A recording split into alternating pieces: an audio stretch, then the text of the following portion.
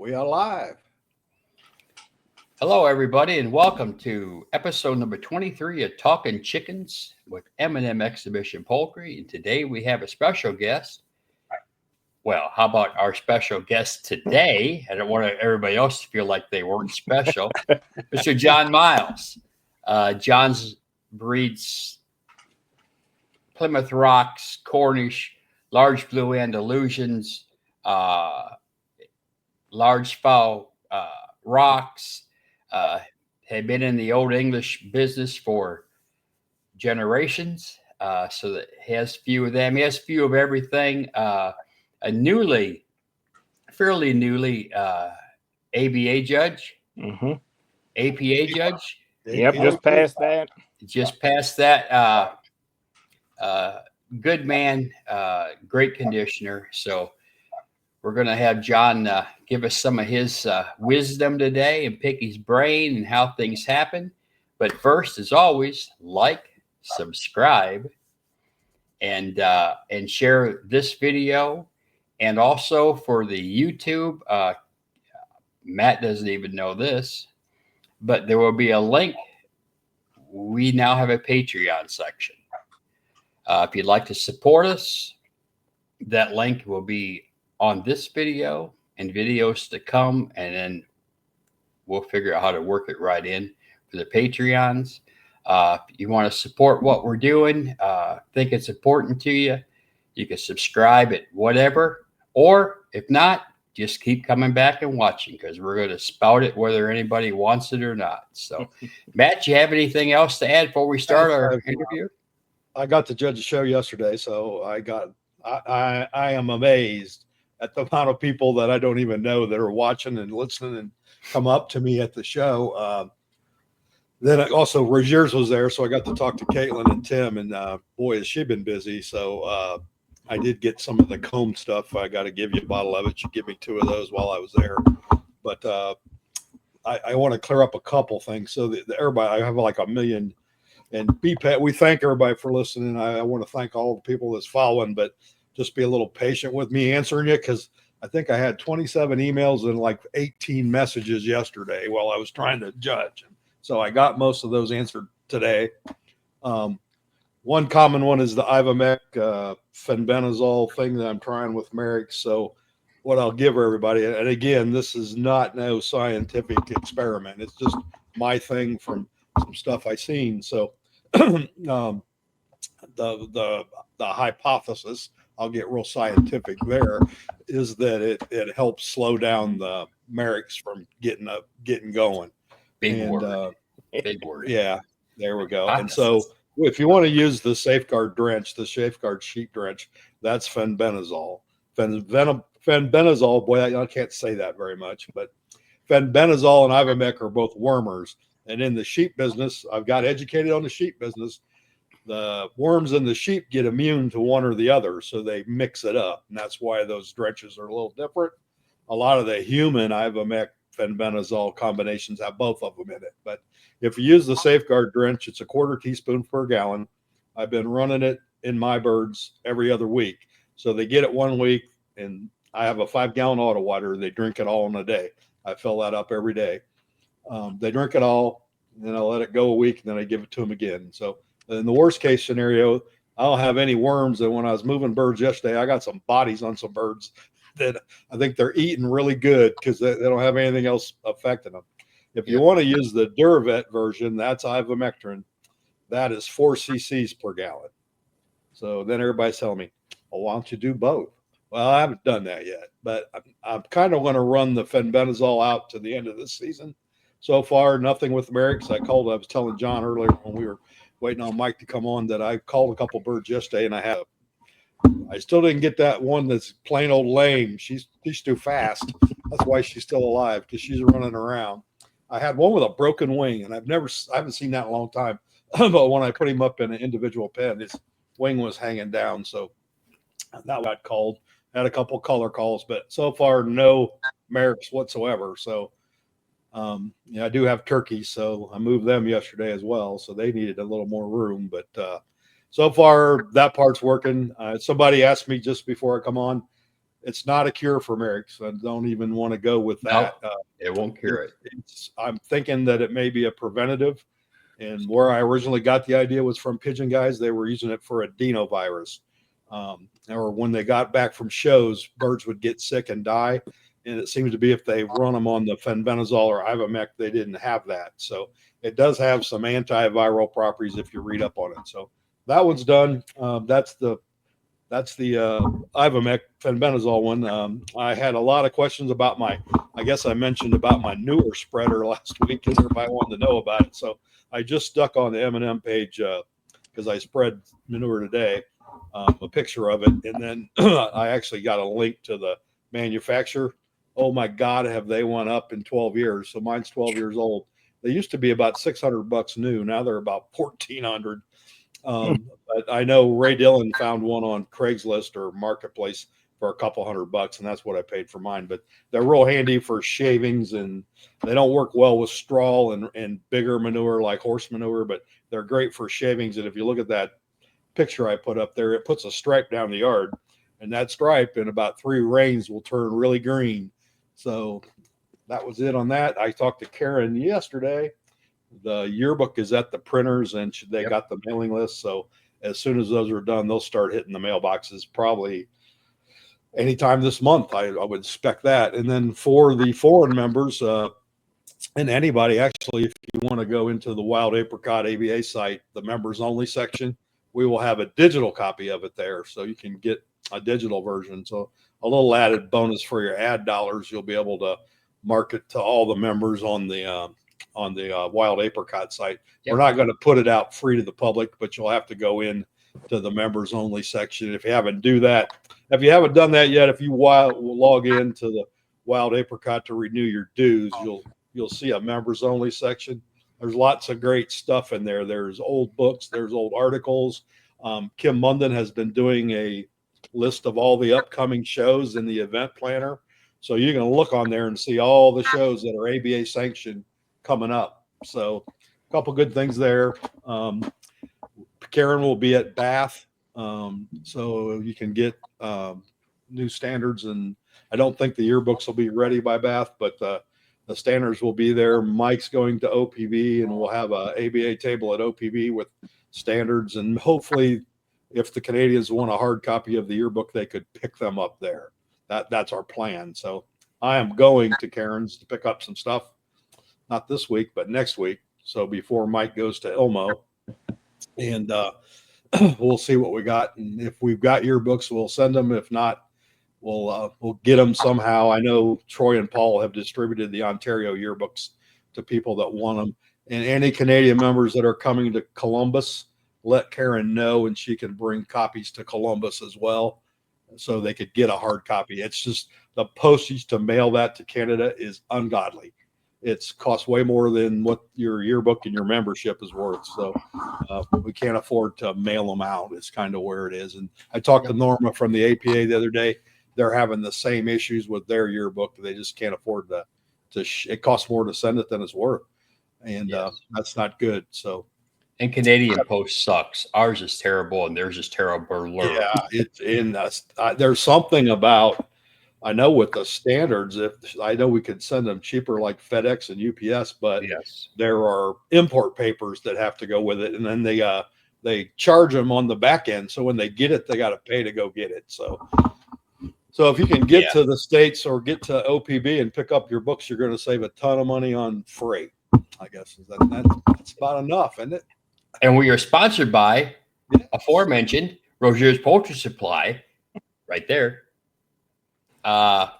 Anything you need, they got it. I'll see Caitlin a week from this weekend and at the Elmo show. We will be in Canada this weekend. Matt and I will be judging the Niagara Fall Fair, and then we will be in Bath on Sunday for a little bit to pick some things up and bring back. And next weekend is Elmo, and the weekend after that is Wapakoneta to the Moon City show. My Moon City show. Got to get your entries in. There you go. Moon City show. Greenville. And 3 of those are coming up. So Yep. There's a week off, and then it's Greenville, and then from there on, it's Disneyland, as they say, until the end of the year and past the end of the year. All right, I think enough of that. If there's anything else, I'll try to remember as we're talking and get it on at the end. But welcome, Mr. John Miles. How you doing? Great to see you, man. Haven't see y'all seen you too. a little bit. Haven't seen y'all in a little bit. So, John, tell us a little backstory. You're not just fell off the turnip truck and poof, here you are. You're kind of like us. The overnight success was a lot of years of putting in, and in your case, your father was in it too, and a lot of people might not know that. So give us a little go, and we'll go from there. So I'm actually a third generation in poultry. My father and my grandfather had gamecocks since the 40s, and I raised Old English and stuff with my father when I was young. He had Old English and Silver Leghorns was his big thing. And then I got rocks and single comb reds when I was about 12 years old.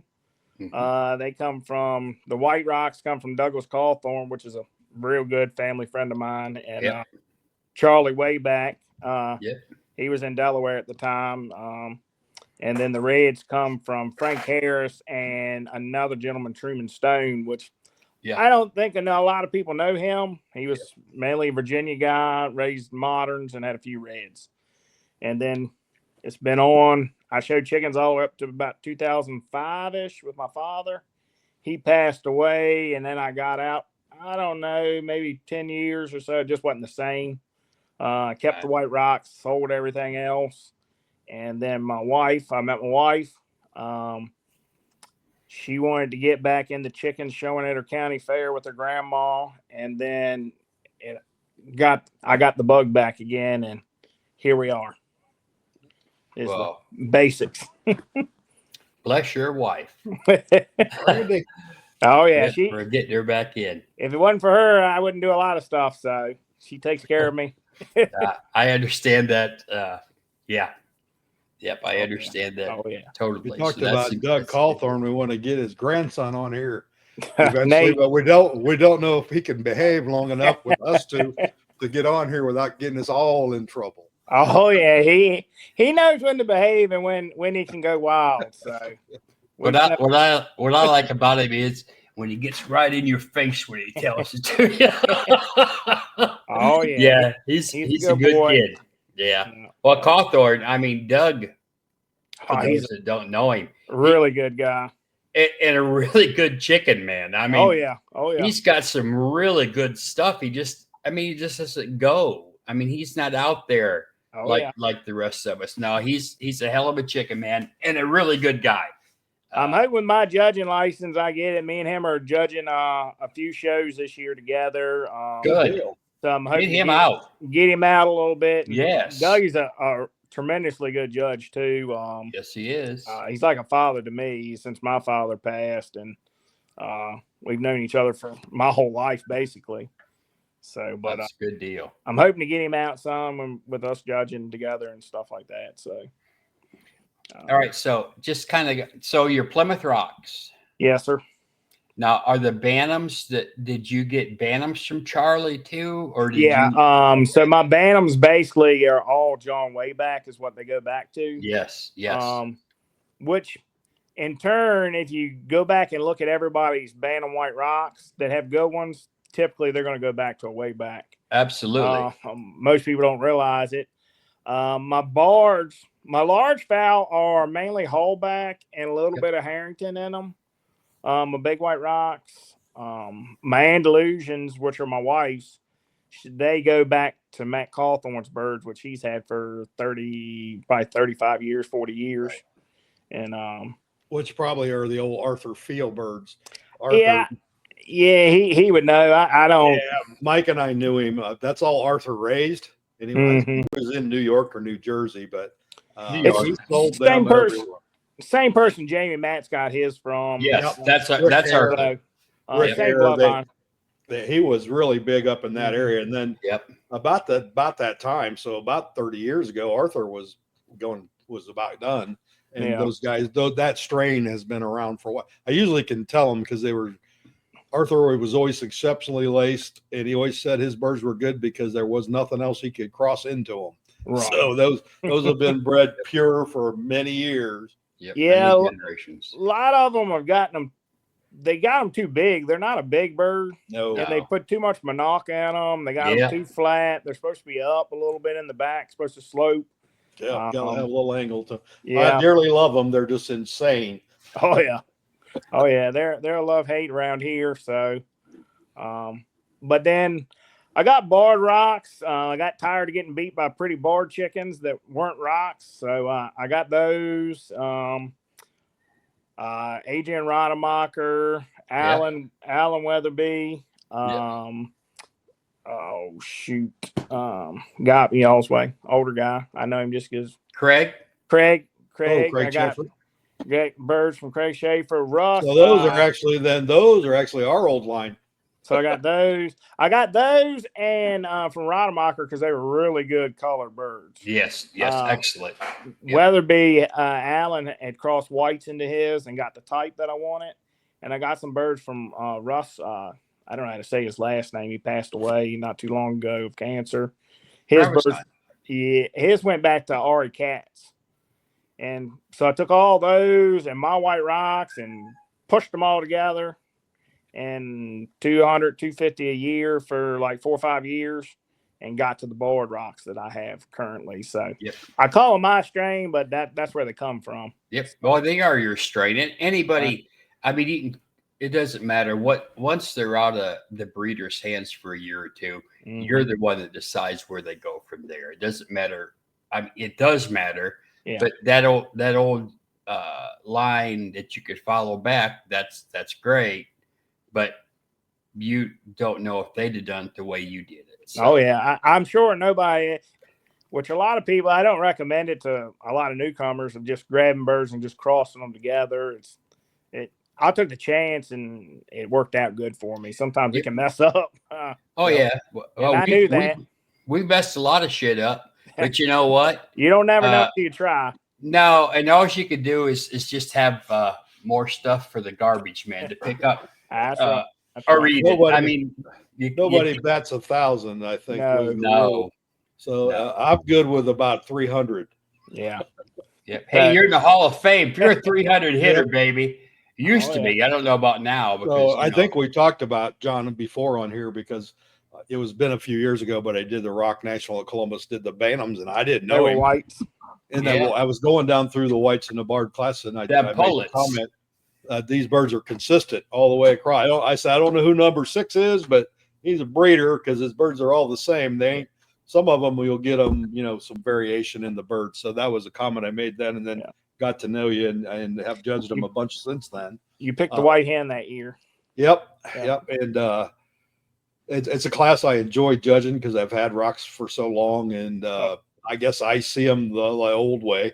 I don't see them the way some people see them these days, but I was good friends with Shelby for years, and God, we talked lots of rocks and Wyandottes and everything else in the ways of the world. So I do miss him. We had lots of fun going out there and showing with him. Years ago, we had the Rock and Red show. He always come clear from Delaware all the way to southern Indiana to show there. So oh yeah. They didn't mind beating me as a kid. I can guarantee you that. No. Him, Hugh Barnett, Greg English, Mike Waske, Norman Enix. I got taught a lesson a lot when I was a kid, younger, you know what I mean? But it taught me how to condition a bird, and my birds were just as good type-wise as theirs, but they beat me in conditioning a lot. So Shelby, I always say there was never a fiercer competitor, but there was never anybody that would help you more if you needed it. Oh yeah. So if you liked you, boy, he would fix you up, and God knows he fixed me up a couple times. Norman had to get out of silver penciled rocks one time and partridge. And guess what Matt had? he got a whole. They said, "We'll bring you a couple birds." Well, a couple birds was like 2 crates full. Oh yeah. So we Norman. Norman, the Rock breeders lost a hard one when they lost Norman, a tremendous breeder of colored rocks. You know what I mean? Yeah. I got black rocks from him. Just started with them last year, and they're coming along all right. Fighting, struggling a little bit with some darker legs on some females. Males look good. So I'm breeding those now. And then I got white and dark Cornish. Yeah. And then the rose comb reds are my wife's, and she has partridge Wyandottes too. The rose comb reds are out in Arizona. Lacey Greer. Yep, Lacey Greer and Warren Carlos is what the rose comb reds Lacey's were old Danny Feathers line. Mm-hmm. Good tight birds. Yes, very good. A little on the bigger side compared to Warren. So I've raised rose comb reds for a long time. Mm-hmm. And that would be a good way to bring the size down on some of Lacey. Lacey doesn't get a lot of competition out there, so it doesn't have a lot of comparison. Right. And you bring some back here, and they just look really big. So they were a little leggy, is what I noticed with Lacey's birds. I actually got a single comb female from Steve Ferreris out of Florida and bred into them, which I think helped tighten her. Little loose, little lax in the body feathers, the fluff and everything like that, tighten all that up a little bit. And I give her a hard time. She's been griping. She didn't have nothing to show until I found a pullet yesterday. I run around the yard. I said, you just got to look for them. They're out there. They're out there. Got to catch them too. Right. Yeah, well, Steve had Dennis Myers birds. I was going to say, yep. I just confirmed yesterday Dennis is going to come on, so that'll be a great one too. Yeah. Another good red breeder there. Dennis has had big reds, and I've known him for he's been I noticed in '98 he was the vice president of the Ohio National back then, and he still is. So for over 20 some years, and I was the Red Club secretary for a long time, but I knew Dennis before then because at one time he had black Wyandottes, partridge Wyandottes. So. Yeah. He'll be a good one to get here and talk a little red business and how they changed from when he was there. Because I mean, Dennis was kind of like Norman with the off-color rocks. Dennis supplied big reds to the whole country at one time. Yeah, there's not too many large partridge rocks that don't go back to Norman's bird somewhere. Yep. No, I can guarantee you that. So no, but no. Once Tommy died, so Tommy had that old Allen blood, but Tommy had and Tommy actually got the rest of Herb Bayshore's birds over in Dayton when he died. Yeah. So Tommy was about the only one for the longest time that had them, and when he passed away, those things just dropped off the face of the earth. The large fowl took a beating when Tommy passed away because he supplied many a person with really good birds and everything. Yeah. Lucky enough, Tommy, I grew up in a good era of chickens. I had a lot of really good chicken people that I could learn from and teach me. My father was an excellent breeder and everything. We didn't show a whole lot. Well, we did show a lot, but we didn't travel a lot when I was a kid. Mainly stayed around our area, but really good breeder. I learned a lot from him, Tommy, Douglas. Like I say, all the rock breeders, they helped me out. I was fortunate enough to have good people to be around. So. Yeah, that's indispensable. And the thing is, when it's happening, you know it, but it doesn't resonate until they're gone. And then you recall things they said. I mean, that's like, us. Oh, good Lord. We start listening to everybody that we knew and were friends with it. And truthfully, you end up taking people for granted. Right. You don't mean to, but when you see them, that familiarity, and then it's gone. And you think, shit, I didn't learn enough. Or the funny thing is that you remember, or at least I do, is I'll be thinking, okay, well, let's just say big coachings for a minute. And I'll have something I'm thinking, and I know something's there, and it's maybe a passing comment that Ed Miller had made to me. Right. No, you want to put this with this and watch out for that, and this is dominant. I know what the books say, son, but you believe me, this is dominant. That from the Enslin and the Blanford, I mean, it's just amazing that the knowledge that you actually do have, but you don't recall because you get caught up into what's going on right now. And Yeah, it's that way. I one can of say those- Cornish and rocks and Wyandotte. It's just amazing the shit that you have went through that's in your head. Oh yeah. One of the secrets, like John just said, he doesn't recommend throwing two birds that are non-related together. But one thing that Shelby taught me was Shelby was never afraid to do that. And if Shelby seen a bird that he liked and thought it would help him, he didn't care what it cost either. He was going to get it, or he had to ship it clear across the country, or whatever. But the difference was, and he taught me, is you don't go all in on that. No, you single mate. Yes. And a lot of people will try that, but then they're all in, and then they get all pissed off the first generation if it didn't click. So you have to let it go a couple of years. You can't. You can't. He taught me that. Cornish will teach you that the first year. If you go to outcross on Cornish, they're going to be leggy, gamey looking, and look nothing like their parents. And it'll take you 2-3 years to get them back to where they need to be at. So, and that's what the first year crossing anything. You can look for good points and stuff, but don't give up on the first year. Sometimes it might take 2 or 3 years to get there. So. Exactly. And it's not a one and done project. No. Sometimes I know I seen Craig Hansen last weekend. He was on a few weeks ago, and he showed two of the best partridge coaching Bantam pullets I think I've seen in a long time. And he sold them. He sold them to a customer. He had them already sold. So it just takes a little patience, and he's been at that first. I always tell everybody it's a 10-year project. At this age, I have to think out long enough to see if I'm going to live long enough to finish it. So. Right. Yeah, and that's the thing. When it comes to breeding birds, you know what I mean?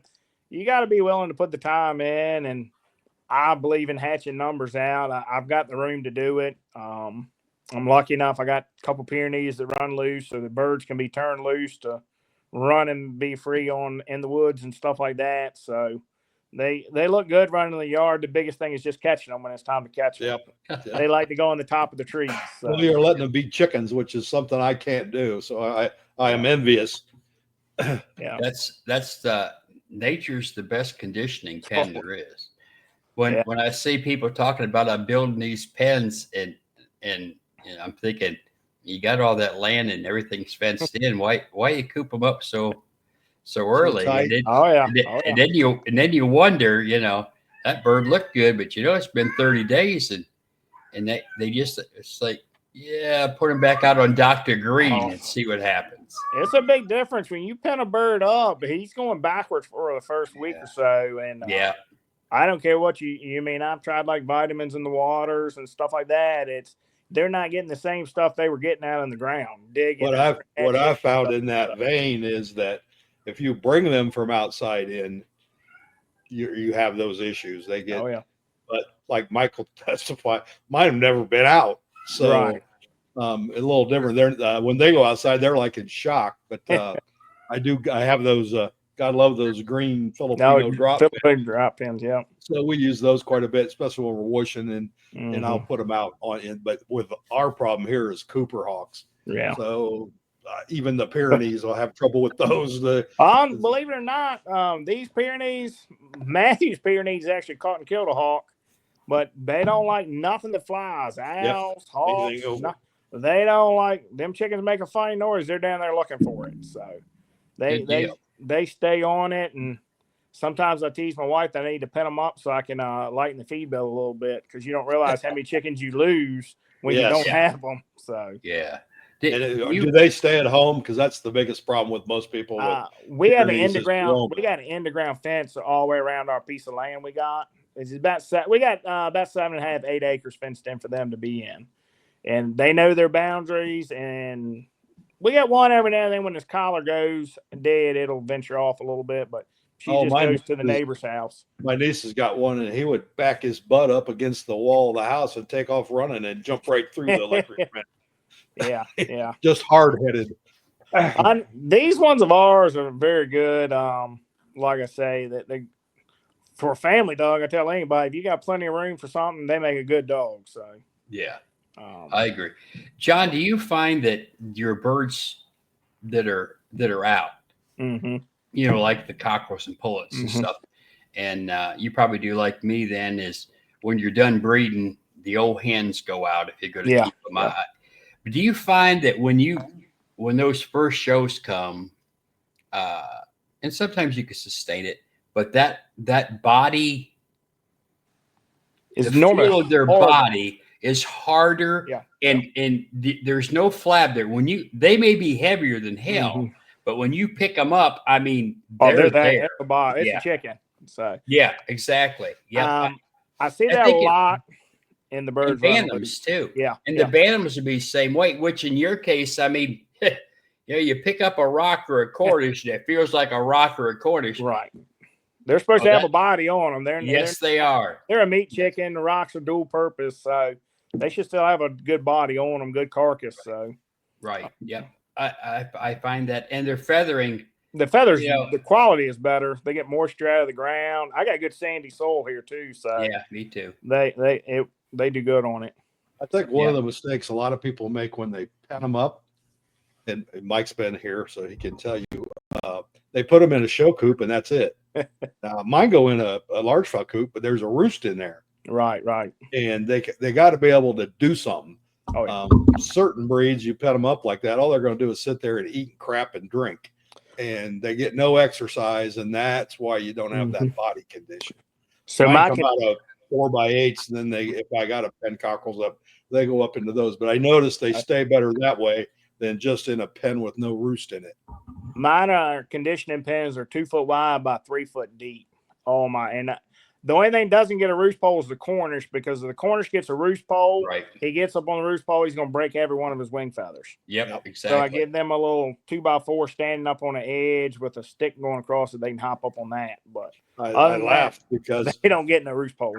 Right. When I had the coachings here, I think I'd raised about a dozen white Cochin bantams and about a dozen BB Red Old English. And I took a picture and I got it somewhere and I sent it to him. I said, in that 4x8 pen, there is 12 white Cochins up on the roost pole along with 12 Old English about 4 foot off the ground. And those white Cochins had tremendous wings because they wanted to get up there with them Old English on their roost at night. So they got to have exercise. If you've been in the fighting cock business, there's a secret to getting a bird that can work. In the same way with the show bird, you can't just.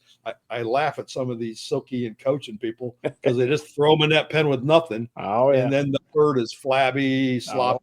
What I call sloppy when you pick it up and the body. I think there's a lot to being able to get them out and getting them doing something. So, like me personally, I still go lean more like feeding options, like the gamecock, like my grandfather did. I feed a lot of grains. I feed corn, wheat, milo, oats, barley. I feed cat food.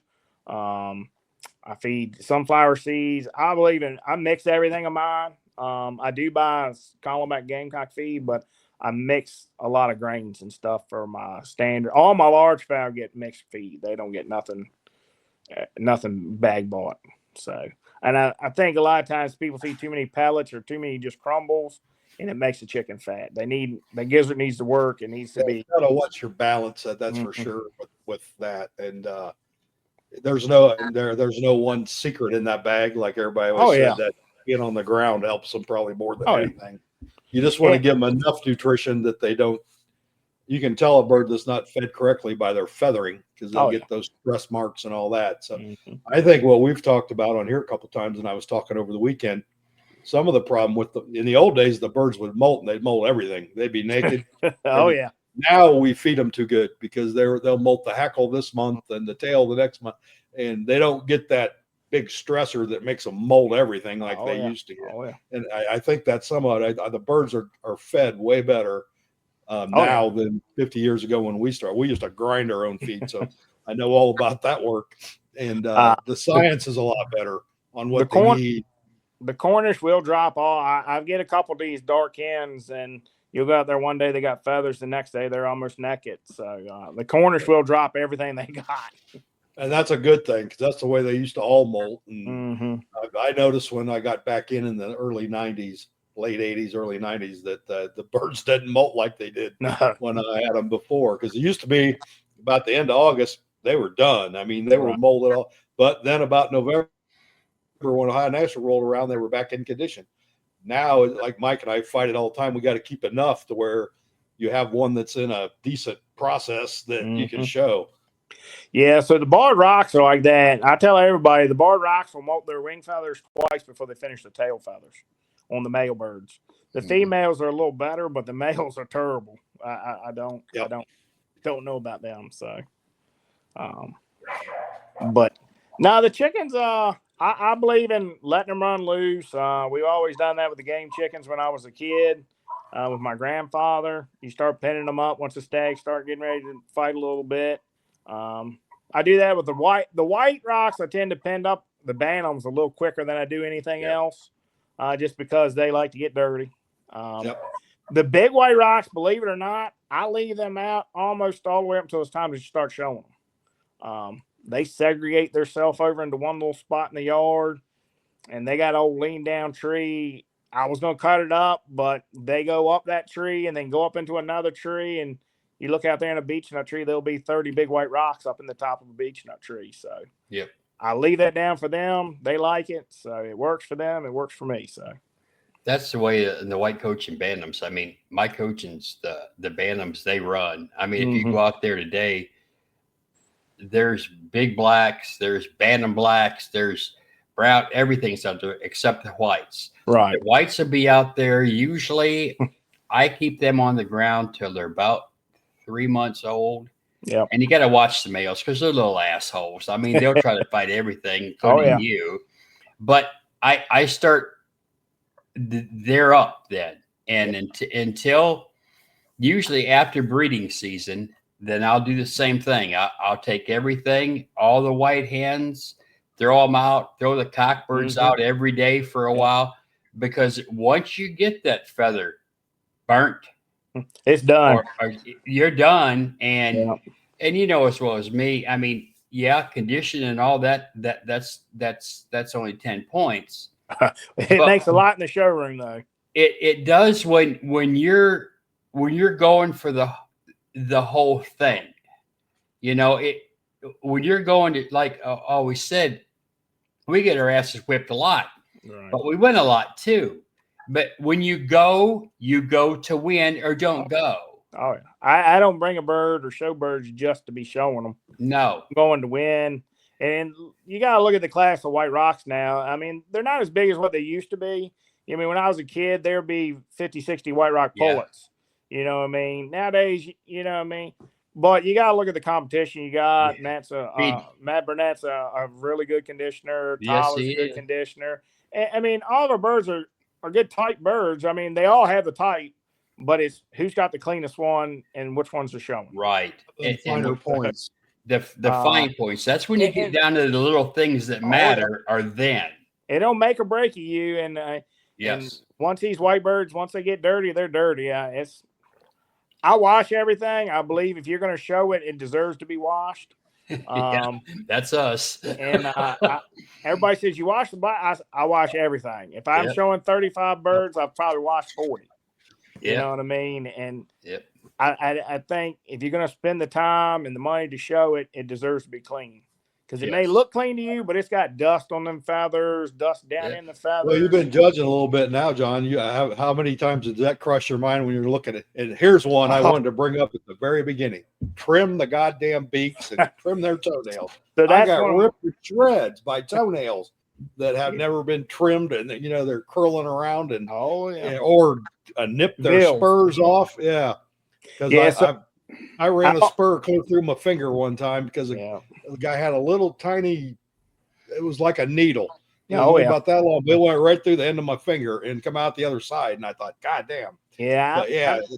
I'm the old gamecock still with that. I use a pipe saw. I cut all my spurs off blunt. Usually cockerels aren't too bad, but cockbirds, it's a pet peeve of mine. And I explain to it. I judge a lot of 4-H and junior shows. I've been doing that for a little bit. And that's the first thing I say. It takes 2 seconds to cut a bill.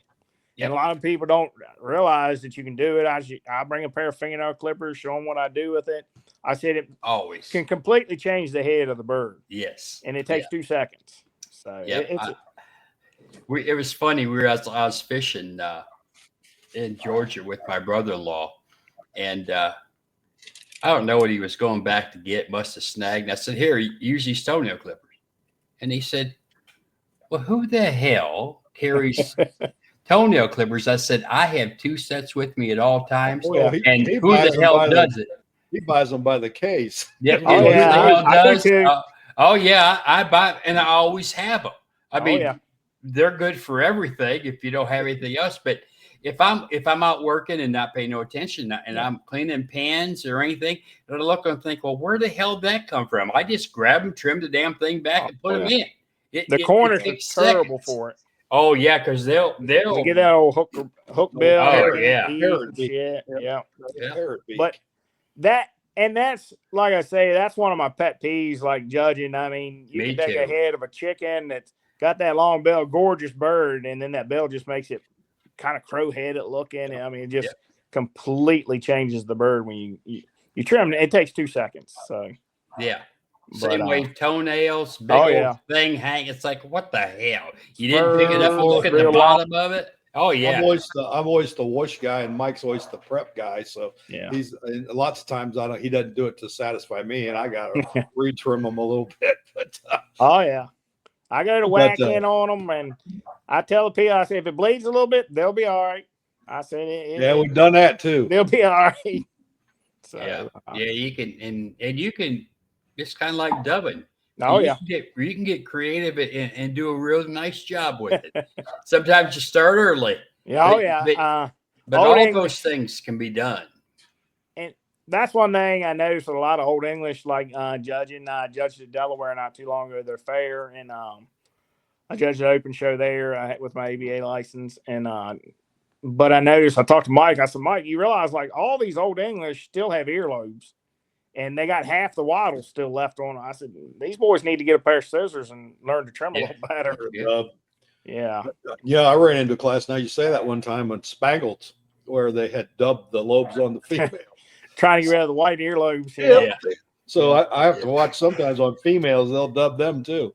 Black ones, you got to watch the little black Old English too. They'll trim off and just leave a little bit of white, just a little bit of skin flap hanging down there where they've trimmed them.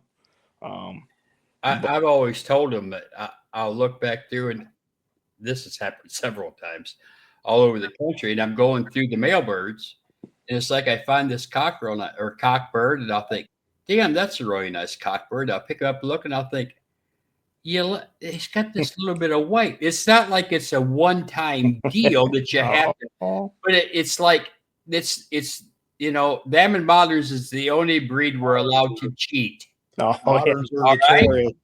So why the hell don't you do it right? And that's the thing. I've seen thousands. My grandfather actually used to trim the chickens with a razor knife. That's what he trimmed. Oh yeah. Rolled up an old feed bag, and he'd sit there for an hour working on them. And nowadays, I tell everybody a sharp pair of scissors, and you can mow through a whole flock of birds like it ain't nothing. Yep, so, that's exactly right. When you get that first one done. Oh yeah, it's that first one. It doesn't matter how many you've done. That first was, but once you get the first one done, it's like, and as you go, you just go. It's funny how you get into that rhythm.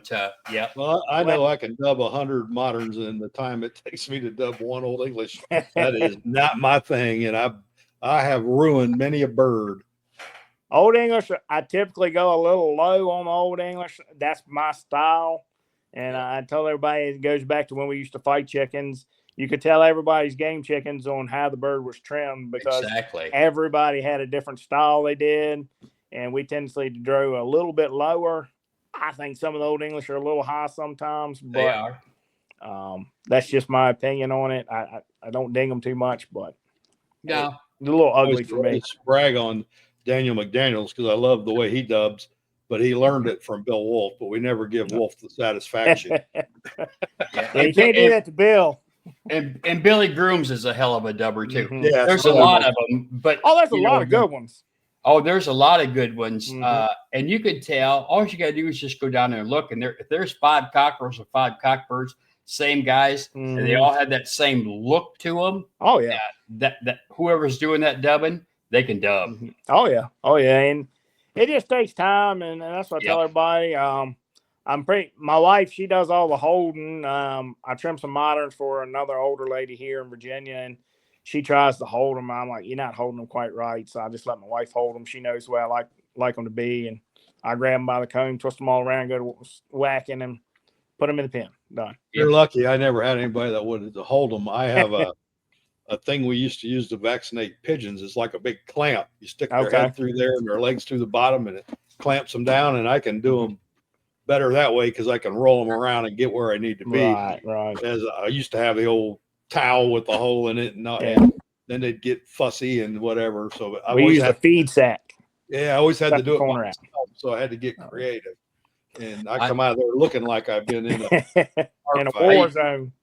I use a standing bandage we had for the horses, the wide standing bandages that have a little bit of elasticity to them. And I'll wrap them son of a guns up in that thing. And then I can just spin them around like I want to. But usually I do it between my legs for the comb. And then I could flip them and look and see what I've missed. And then, but I found the easiest way in the world to do is load them up and take them to Bill Wolf. And damn, they look really good. Then I do a hell of a job dubbing them. Well, he has to take the abuse from Wolf about, let this one go too long. Yeah, I know. I take that abuse. I don't give a shit. There's always one or two in here that work. Bill's going to give you that whether you need it or not. I can guarantee you that. Yeah. But no. Well, I actually ate dinner with him Friday night, and that's the first time I've ate dinner with him in a long time. We had him and Vic Sternman. We had a lot of fun talking to Louis Cunningham about the old days, for Lord's sake. You should have fired that camera up on your phone and just set that sumbitch there. We might have had that to do was a lot of knowledge. That's all right. A lot of bleeping out for that one there. We can edit. We can edit. That almost convinced to come on, so it was. He's getting a knee replaced here pretty quick. So once he gets that done and gets healed up, we'll get back with him. Yeah, Nate, talking about Nate earlier, me and Nate have gone into moderns together. Vic was very fortunate to help me out with some black moderns. Nate's raising the black ones, and I got a few BBs here. And just trying to get him to settle down on picking something, and instead of just grabbing Papaw's birds and stealing them and showing all them and everything. So he's at the age where it's time for him to settle down, pick something, and let's go with that. So that's a good one. If he gets good at it, they're hard to beat when they're right. And I know we have picked out birds out of Vic's sale pens for people, and Rick Bond's a good example. And he raised 100, Mike. Oh, and more than that. And he put down some really nice birds that gives Vic a run for his money. Yeah, so he's not afraid to sell what he's got there. Oh, Vic done me right. He wanted a Barred Rock male. So I said, that's pretty easy. I got plenty of males. Always got plenty of males. So I brought him a male, give him the male, and he gave me the moderns for Nate. And like I say, we're going with that. But no, I like shooting the shit at the shows. Boston is a great show for that. I don't know if y'all been up there with Blashes. I was there when it was in there. I was there in '99, so it's been a while. Yeah. They do it a little different up there now. That 12 o'clock start's a little funny for me. But if you want to shoot the shit and enjoy a day, they do a good 2-day show up there in Boston. Is a really good time. So we enjoy that. You're just fairly new into the judging. What's your opinion of that whole process? So on what? You're one of my first ones, so I have to ask you. I have Matt on there, and Matt kind of got in at the end of when I was running it. But you were like from the start, so you went through the whole thing. I think judging the junior shows help out a lot. Good deal. I think that's a problem. I noticed some of these newer judges, and like I say, I've been in it for 43 years, my whole life. I know some of them I clerked with a couple of them and stuff, and I seen one guy every class you go to, in which I don't have a problem with the judge pulling his standard out, but you shouldn't need to pull it out on every class you go to. But I think it helps judging the junior shows. Like Matt talked about down our area, I'm in Virginia, he's in North Carolina. We have a little trouble finding, the numbers. So I told him, you worked with me a couple times at Columbus. Oh yeah. And that's like a major open show over there in the juniors. We got to go through some pretty nice classes. So sometimes when you're in that program, you have to get in the car and travel a little bit. I do. We fortunate enough to have the time and stuff. We travel anywhere from 14 to 15 shows a year. Yep. And people say, well, that's too far. You know what I mean? 10, 12 hours. I mean, Indiana is 11 and a half hours for me. I went out there last year and did Central Indiana and judged the junior show out there. Like I say, I didn't judge, but this moderns, Old English, and the single cone clean leg class, and but still, it's experience. You know what I mean? Yep. You got to get through that process of how to work through a whole class, and then get the champion row. And that was one of the improvements. The new one, and it was kind of after you were in it, but it will be the spending 4 hours with the judge, and hopefully you'll be one that will volunteer to help them, because you can't bitch about judges if you don't help them get better. I agree with that. And like I say, I was fortunate enough to be raised up. I raised up with a lot of good chicken people.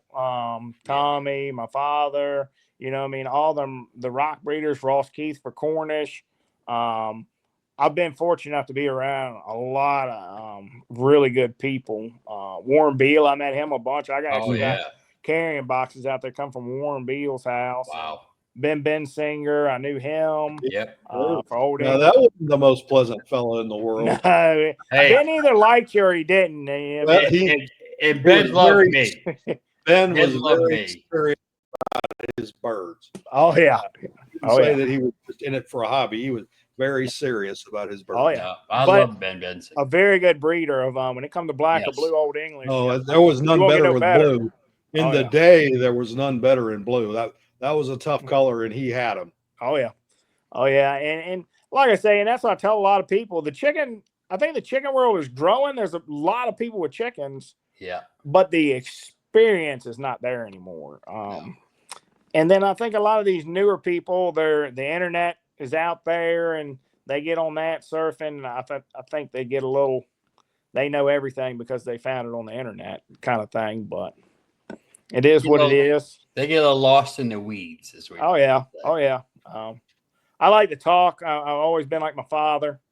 The apple didn't fall too far from the tree there, but I like showing and winning. Everybody likes to win, but I enjoy just sitting around shooting the shit. And I like to eat too, so that's it. That's us.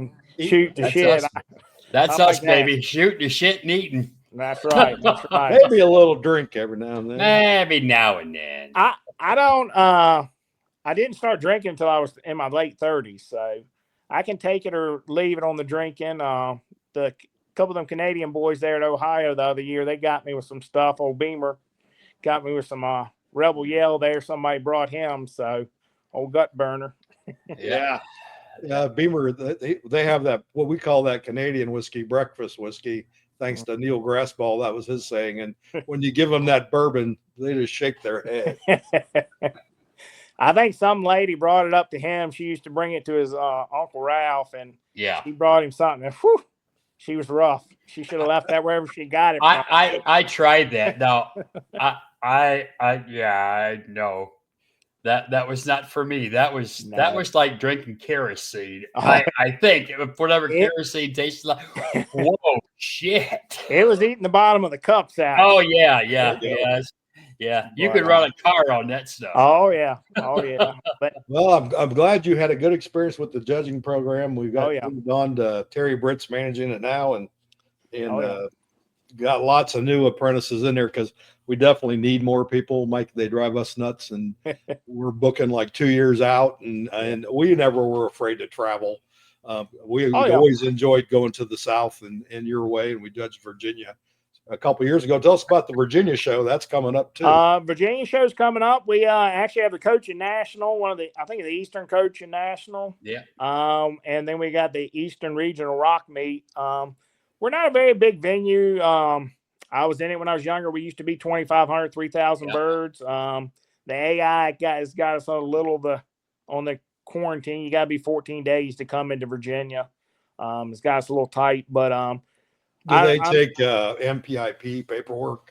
They do, but you still have to be AI tested within 14. Anybody out of state is in it. We can't even get it done that quick. So it's and which I tell a lot of people, if you're from out of state and want to show, if you're having trouble, we have a very good state vet. Kimberly will actually test your eggs for you. You just mail her eggs.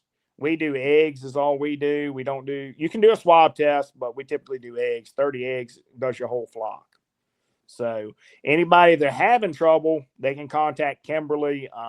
If you need to contact her, you can get a hold of me and I'll get you in touch with her. We are always the weekend before Thanksgiving. We've been that way for 63 years. 60.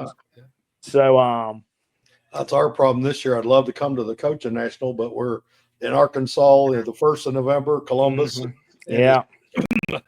I told them I'm in San Diego the weekend. Oh yeah, you're in California. I forgot that. Yep. Mm-hmm. Yeah. So once I'm gonna try to go to Canada. I was supposed to judge at Little Rhodey, but they canceled that this year. So I'm gonna try to go to Canada and show for the first time, or I will be in Canada one way or another if I can get Nate across the border. Oh yeah, they made this keep him.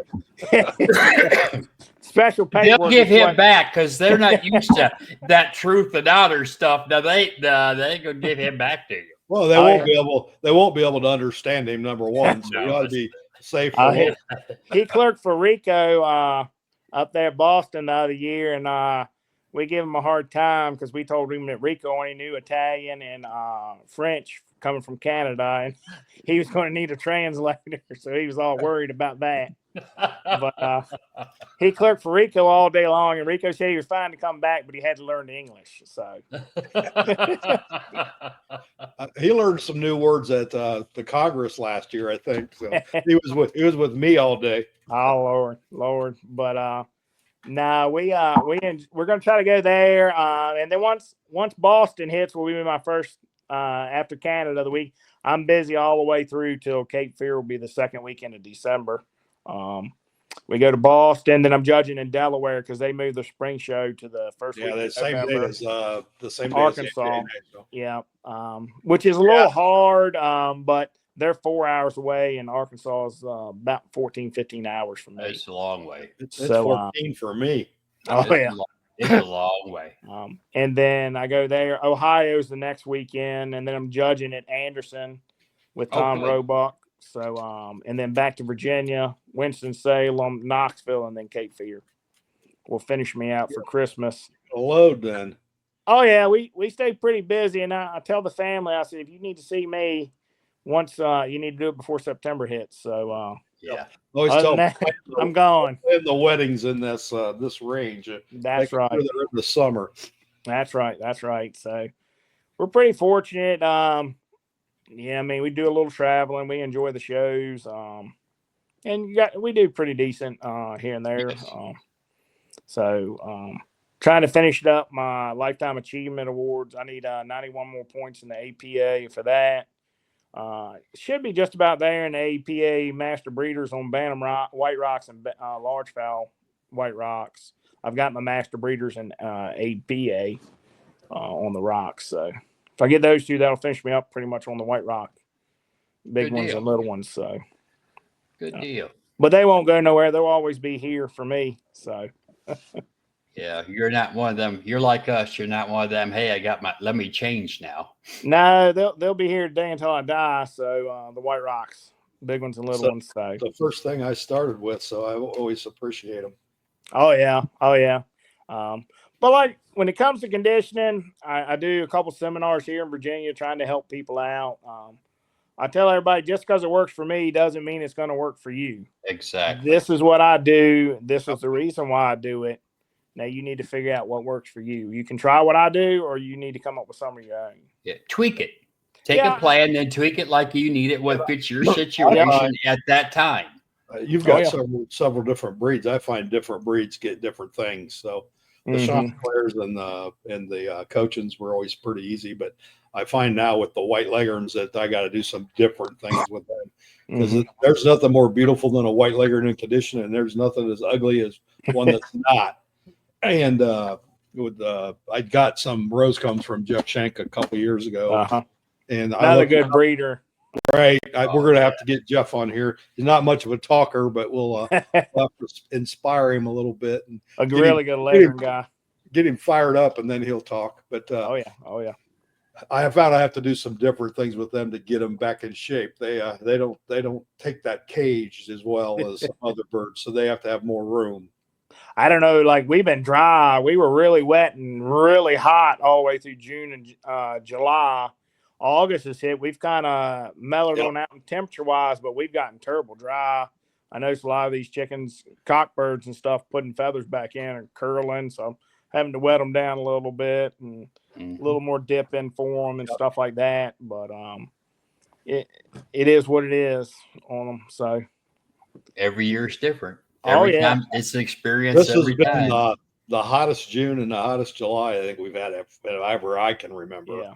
And like you say, it rained every other day. So it was hot and wet. The grass was still greened up until about a week ago. Then August was the fourth driest August we ever had. Yeah.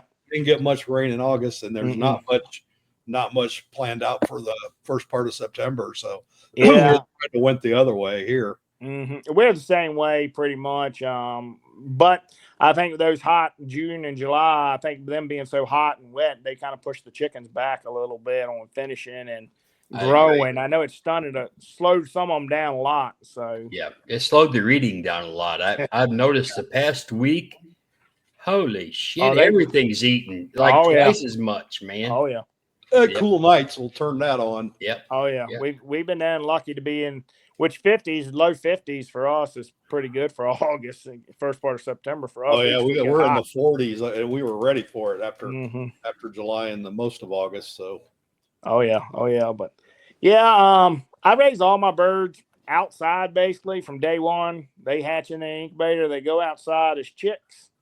And then I start moving them. They start in one pen and go to another pen, until they go to a big pen. I ABA band everybody, and then out on the yard you go. And that's where you live until it starts time to catching you up, put you in a conditioning pen. I typically put females 2 to a pen, males single. I've seen that the females' tendency to do better with something else with them. Yeah, I know I got Mike on the ABA bands a couple years ago, but I love them. And just from being an old pigeon guy, I can look at a bird and tell you how old it is. Oh yeah, that's what I like about the ABA bands, and I just banded so dumb me, I ordered the wrong size, so I had to get some different ones. I'll pick up next week when we see Karen, but that's all right. They can come here; they'll fit what I got. Lord knows we got plenty of eyes. Yeah, lots of I don't know what you know. What this is how bad I'm getting with seeing. I had my phone, and I'm looking at that chart. Well, I took the large fowl Chanticleer numbers and thought it didn't sound right, but that's what I ordered. So I had to go back because we do sell a lot of bands to large fowl, waterfowl people. Yeah, I use them on everything, large fowl and bantams. Yep. It's a great way to keep a record of them. Everybody worries about the timing. That's what I got a pair of side cutters for. I don't worry about the timing. I just cut them and snap them on. Yeah, so the large fowl, I do the bantams all get theirs pretty much when they need to be. Besides the Cornish I always nip them because sometimes the little fat legs get too big. Yeah, you need to be able to peel them off. Expand if it doesn't. And large fowl, I usually don't band them until I pin them up, and they're usually almost full grown by then, if not always grown. So that's side cutters, nip them and slide them around the legs. So that's what I do, especially the large coachins. You're using them on them. You never know, and then the coachins have all the large fowl. I mean, there's tremendous. Trying to get something worked up in there doesn't work real well. So I do a lot of records. I get on my wife. She thought she was gonna do everything in her head, or the dog chewed her notebook up one time, and I like to say old school with what my grandfather. I still got records of his here all the way back to when he started with Gamecocks, and I do the same thing. I can tell you every breeding pen, what they go back to, what their grandparents, great grandparents, everything like that is. And everybody gets a leg band when they come to my house. So even if I buy it from somebody, I got the minors from Vic. I bought old ABA leg bands and nip them, put them on there. Everybody gets a leg band. Everybody's got a number. So I know what they go to and where they come from. There you go.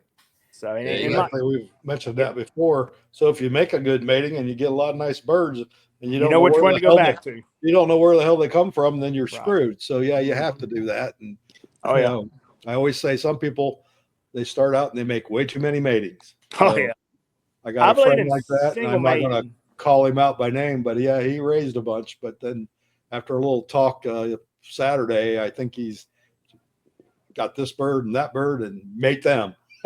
Not everything else that's running around there. I believe in single mating a lot. I tend to see the fertility. I mean, about a trio is all I'll go. And if I put a trio together, it's going to be 2 sisters, and they're going to look the same and be the same. If I want to breed a male to 2 different, I'll either switch him back and forth, or I'll just AI him. I don't mind AI, and I AI the Cornish every night. So some people say you can do it every other night or every 2-3 nights, but I see the fertility drop on mine. Maybe I don't know what I'm doing right, but no, it's all according to it's all according to your birds. Yeah, because I have in most of the coachings, I can go 5 days. Okay. Now, as the cockbirds get older, you can't, but a cockerel. But I usually go every other day or every third day, unless if it's an old bird. I try to go every day, or the farthest out would be the 2 days in between. Because once you hit that first egg, then you can keep it clicking. Yeah. And that's another thing. It's like trimming beaks, right? Yeah. It seems to be a big pain in the ass, and it takes you 20 seconds. Oh yeah. In the habit. Yep. Yeah. Well, I was a little all over the place with the Cornish. I'd have a male here and a female over here and everything like that. My wife would get on me every time. I'm gonna stop doing this because you need to get them in a row. And I build double-decker pens, and now I put all the females across the top, the males across the bottom. They just go up and down, and shoot, we can usually do 25, 30 Cornish females in about 10 minutes. It doesn't take long to roll down through them. It doesn't. And I watched this guy from Vietnam that I don't know how the hell I got to it. I don't know why I watch it, but he raises, it's just all him and his chickens, right? And he's got thousands of them, and he gets them in, and when they get laying and stuff, then he usually sells off the hens, and you watch him do it. There's no volume. I mean, it's just a little music and him doing all this stuff. But I don't know why it mesmerizes me, but it does. But I watched him. He went to this place that raised those dong whatever chickens with the little big legs. Yeah. So, and he got some, and he still got them. But anyway, they AI all those. Right. And they AI all those, and they're in individual pens, 1 male and then 2 females below. And it's like the male is right over. And I watched those people. It's freaking amazing. Yeah. Boom, boom, boom. I mean, it's just up, down. That male, them too. That male, them too. That male, them too. So they do trios, but they're separated. And of course, the males know. I mean, when that cage door opens. Yeah. I know that. Request I had over the weekend was more on AI and breeding. So you covered some of that. Yeah. So like with me, now that we've got it all organized a little better, like I say, I do my males on the bottom, and when my wife goes through it, she don't even take the females out of the cage. They know as soon as you open the door and you touch them, they just squat down, and she hits them with we use a glass eyedropper. I buy them off of eBay. You buy like 12 of them for like $3 or $4. Anthony uses a spoon, is what he told me. I don't know how you would do that, but he does that. Tom taught me. So the secret to the spoon, it's got to be a black spoon because the white ones are hard to see. But that black spoon, that's what I've always used because I always got to, again, do it by myself. But I use the spoon to catch it because I know how Cornish do, but a coaching will blow one about that far away. Well, some of them Cornish males will do that. They'll shoot it on over your shoulder or something like that. So it's the spoon to kind of, when I get it in there, you can kind of tip it up and scoop it up. And then I use a insulin syringe without the needle on it. Yep, I use 1cc syringes. They work only because I can get like 3 with one thing. So Tom Roebuck, another really good breeder in Virginia and everything. If you're looking for buffs, he's the buff man. He knows what he's doing with them. But he taught me with the glass eyedropper, and I do 1 male to 1 female, or I may do 1 male to 2 females. And then I just take the water cup and just clean it out real quick and just move on between all of them. And typically, like I say, it doesn't take very long. And like I say, my wife, she touches the hens. We have a friend, I'm not going to mention her by name because we'll get called out, but she has these real long fingernails. Scoops it up with that. Nothing. Yeah. She does it all. And now I wouldn't want to go eat French fries or nothing after I was doing that. But, yeah, but she doesn't use anything. She just uses her fingernail. So I think Anthony said somebody he used to know. That's what he just get it on the end of his finger and put it in on. Yeah, there's been a few of them. That's what he did. Only problem is you got to go wash your hands before you switch colors. Right. You get a little funny looking chicks. I do the eye droppers, and like I say, I use one eye dropper, go do all the white Cornish, and then all the darks, or vice versa. It doesn't matter, and just I rinse it out with water. It does pretty good. I haven't had no outcrossing or anything like that. Right. And like I say, it once you get the males used to it, the males they know that's coming. I do it late in the evening time. Try to catch the hens right before they go to roost or something like that before they drop that egg.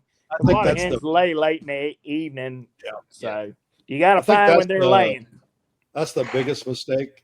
When you grab that male, you got to get it pretty quick. The more you mess with him, the less your chances are. Oh yeah. So, and once you, like you say, once you get them trained, white coaches were the easiest ones ever to do, but the blacks are a little tougher sometimes. But they're a little bigger than the Cornish, though. Yeah. It's just the problem with them. There's so much feather there. Right. I got to pluck a bullseye around their butthole. Right. Try to see everything. So you can get it without getting it all over everywhere. So it takes a little while, but and everybody seems to struggle with it. But once you get that first one, once you get a routine, yeah, I mean, it's pretty simple now. I mean, I've been doing and I got some Cornish you don't really need to do it to, but the way I tell people is Cornish are already hard enough to hatch, so I want to make sure the eggs are fertile. So, and I'm running not wasting them. 98, 99% fertility in the Cornish, sometimes 100%, you know what I mean? Because especially if I'm AIing every day, I'm pushing 100% sometimes with it. You're going to miss one here and there. She may push it out, or you may catch an egg in the chamber already or something like you don't know, you know what I mean? But I tendency try to do it late in the evening. It seems to works the best for me. Yeah, that would be smarter because they're usually done laying by then. Right. They're going to roost, so they're not going to lay while they're in the evening. Right. I found that where most people mess up is they watch all those how-to videos where they're doing all this stroking and shit. You don't need to do all that. I'll tell you what, most of my whites and most of every coaching when I'm you don't have to touch them.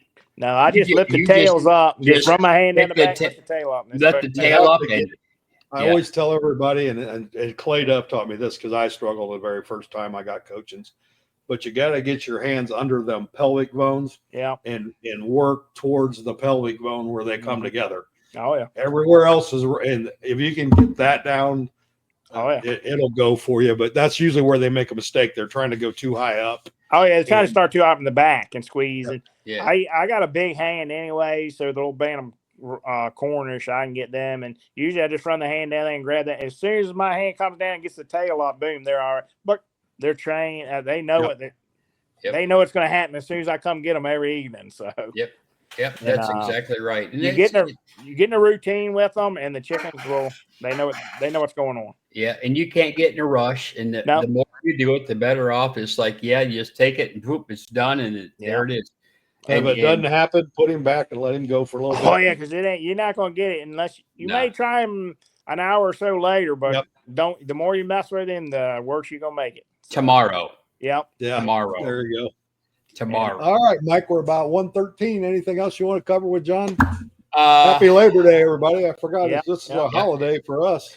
Holiday. Day I'm off. So holiday. I worked all day. That's Labor Day.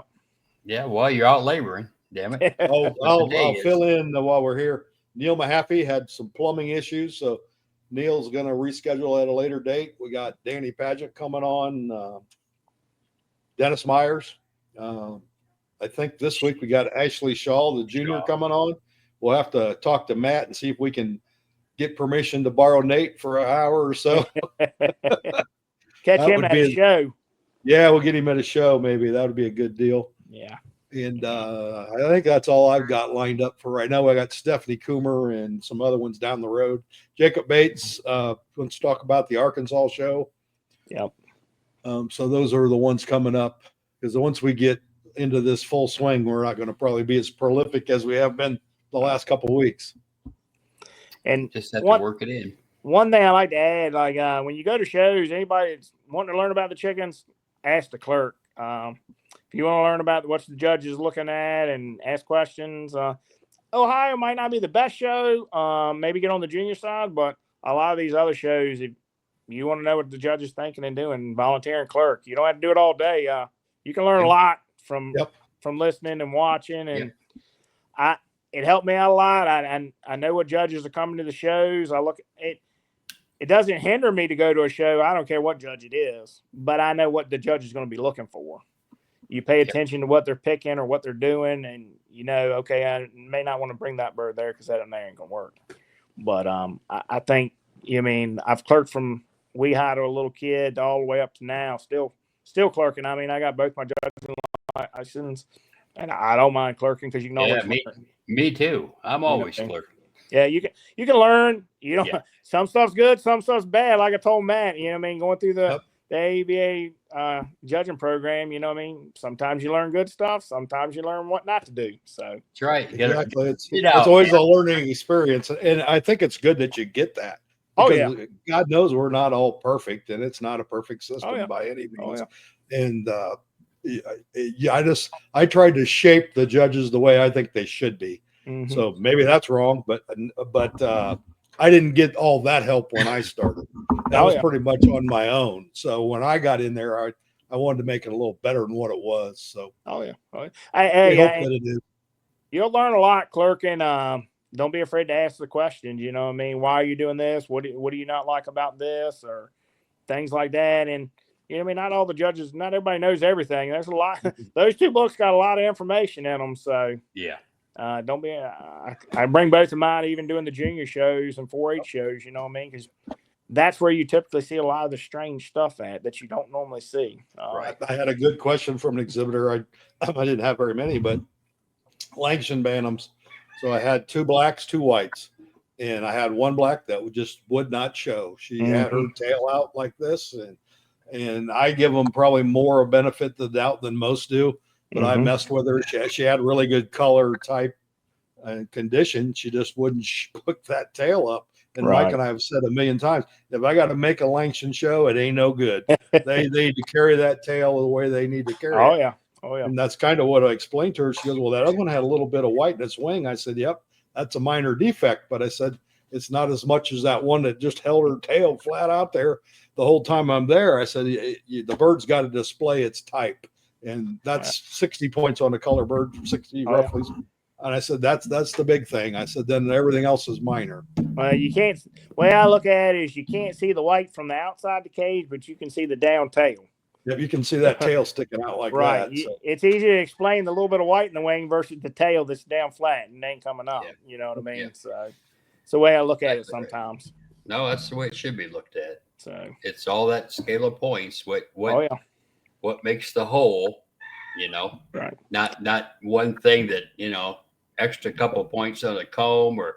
We have a lot of defect finders, but not a lot of people that can weigh that in the grand scheme of things. So I always tell everybody it's a mathematical calculation. You're starting with 100 points and where you at. And if they can't tell me how they got down to why they don't like it, then that we know they're not weighing those correctly. And I think Lord knows I drilled that in you. Yeah. Well, and a lot of times I look at stuff like when I'm judging the juniors and stuff like that is a white and wing. Is it positive white or is it just a gray? You know what I mean? Yep. So I typically you try to give the bird the benefit of the doubt on that.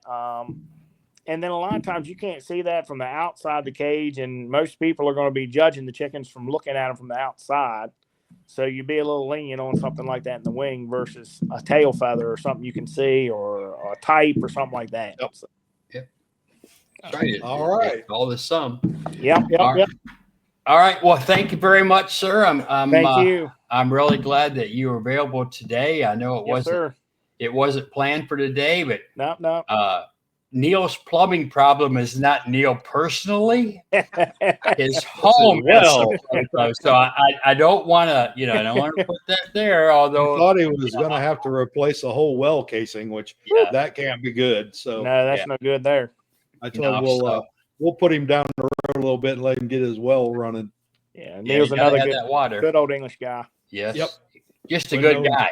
Oh yeah, I like going down to Unifor. Unifor's a great show to go to. Just a great guy. Great guy to talk to. Oh yeah. He's a lot of fun. So thanks for coming. We'll see All right, you fellas. Next not weekend, very long. I'll be in Bath judging next weekend. So if y'all come on Sunday, we'll see you there. We'll be in there Saturday night sometime if they let us out of Canada. As long as they don't hang me before I get done on Saturday. Oh no. No, we were there last year. That's a very good, very well-run show and a very, I would say, pleasant bunch of fanciers to deal with. That's and if they do, I got a knife, brother. I'll cut you down. I always got a pocket knife on me. I don't leave home That's right. That's right. There's 3 of us that do. There's a reason for that, right, Maddie? Yep. We won't even Mike's son that story. Yeah, we're not going to go into it right now, but why a man always carries a knife. But that was my dad's rule. You always got to have a pocket knife. Yeah. So. If you got your pants on, you best have a knife. That's the way we look at it. My dad was the same way. He never went anywhere without one. Oh yeah. But I thank you. Thank you. Thank everybody. One reminder to like, listen, and subscribe. We'll be back probably Thursday. Thursday's the plan with Ashley. So unless something goes wrong, but we'll have some other stuff coming up this week on the YouTube. Thanks for looking at the shorts. Bryce has been putting up shorts. We got a couple of them that's got 600-700 views. That's a good thing. They're just a minute or two. They're kind of neat. So far, he's cut these up, usually with you and I talking about judging or feather quality or anything. There's a great video clip that is on our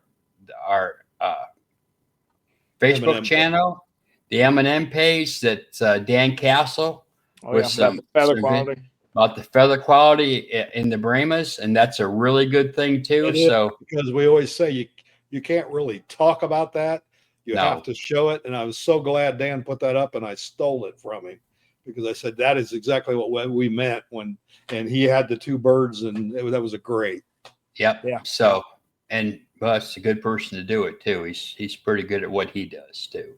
So we thank you, everybody, and look forward to seeing you at the shows.